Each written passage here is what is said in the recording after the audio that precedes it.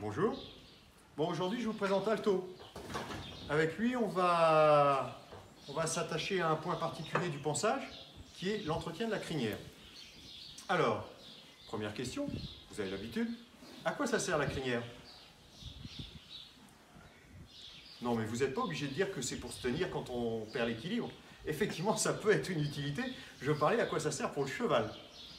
Mais la crinière, c'est utile pour, en cette période estivale, l'été, chasser les mouches. Donc, l'entretien de la crinière, il va falloir tenir compte de ça. À la fois l'utilisation, donc il faut qu'elle reste pratique pour le cheval, esthétique, et puis il faut en laisser suffisamment pour que les cavaliers puissent se tenir. Bon, maintenant on va voir comment on fait. Alors, première chose, différents outils. Un peigne, fondamental, petit peigne métallique, un ciseau. Alors la paire de ciseaux, c'est surtout pour fignoler, pour finir. On verra ça tout à l'heure. Pour le moment, on va commencer par le peigne et la brosse. 2 petites secondes, j'ai oublié un appareil. Donc la première chose à faire, c'est démêler la crinière. Donc là, vous avez l'habitude. On voit que lui aussi, parce qu'il a une crinière qui se démêle facilement.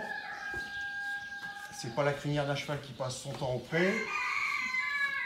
Et on voit qu'elle est entretenue relativement régulièrement parce que la crinière reste régulière.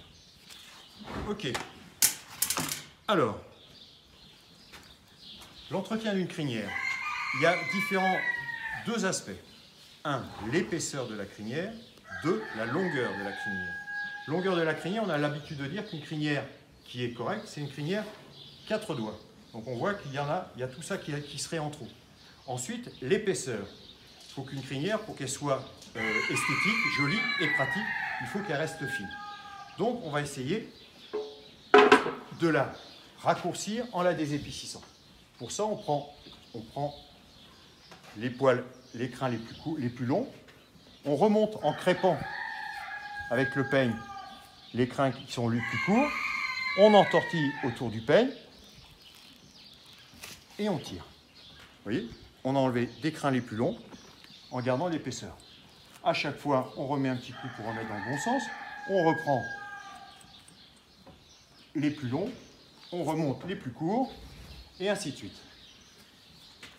Vous allez voir rapidement qu'on commence. Alors vous voyez que ce n'est pas très agréable pour les chevaux.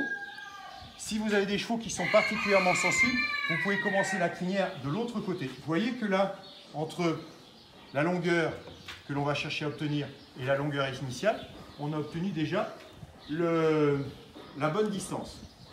Alors, pour éviter, si les chevaux sont sensibles, on prend peu de crins à la fois. Vous voyez, ça, pas beaucoup de crins à la fois, pour pas que le cheval ce soit trop désagréable et pour que ça devienne compliqué à faire. Le cheval doit continuer à collaborer.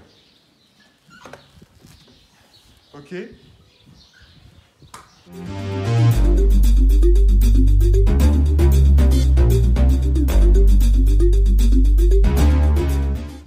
Ok.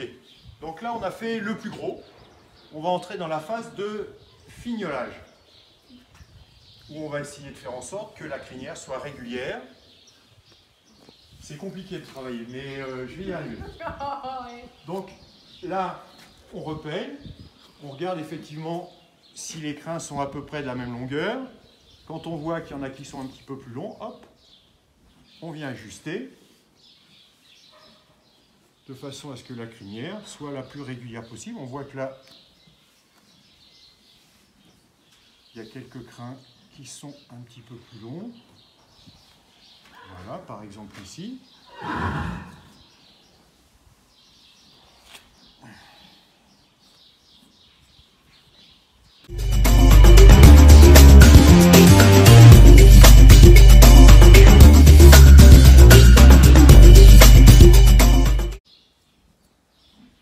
Alors, il nous reste à faire deux choses. Le toupet, qu'on démêle de la même façon. Et ben d'ailleurs, on est bientôt en été. Le toupet, c'est très utile pour le cheval pour chasser les mouches. Ben là, on va le laisser à cette longueur-là. parce que ça va lui être suffisamment long pour qu'il puisse l'utiliser et chasser les mouches. Alors, il va nous rester un point important, qui est ce qu'on appelle le passage de tétière. Vous voyez que là, les poils sont longs. Alors, deux solutions, ou la paire de ciseaux, ou la tondeuse. Alors, toujours en allant vers l'arrière.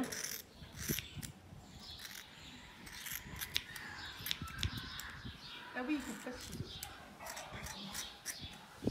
Essayez d'avoir du bon matériel, ça sera toujours plus facile.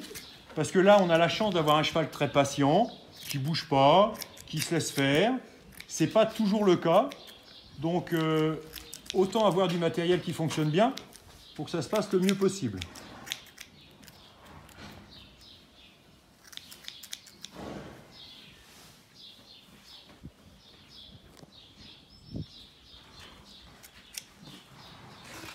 Eh bien, alors vous voyez aussi que là, il y a quelques endroits qui sont un petit peu plus bosselés. On verra ça sur une prochaine étape, de façon à pouvoir mettre une crinière bien emplie. Ce qu'on utilise, c'est les nattes, les tresses. Et ça sera l'objet d'un prochain passage. Voilà, une crinière, entretien régulier. Je compte sur vous pour que très bientôt, tous vos poneys aient la crinière dans ce même état. Bonne journée! Bravo.